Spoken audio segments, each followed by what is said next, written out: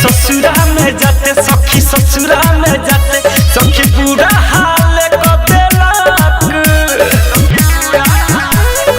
ए सखी ससुरा में जाते सखी ससुरा में जाते सोया पूरा हाल को देलक ओठी चट चट के दाते कट कट के गले लाल को देलक हे गले लाल को देलक गले लाल को देला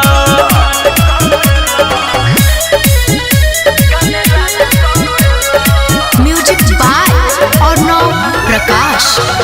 ज्योति रिकॉर्डिंग स्टूडियो घोड़ा सहन महादेवा।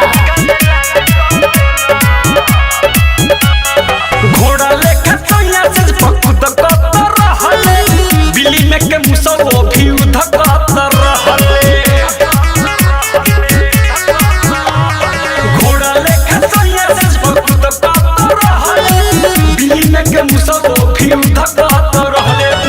समी सबके घोड़ी घिस घिस के हुकमानी को देला की ओठी चट चट के दाते कट कट के गले लाल को देला माई गले लाल को देला कहा जाए गले लाल को देला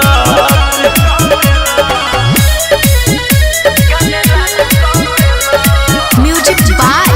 अर्णव प्रकाश।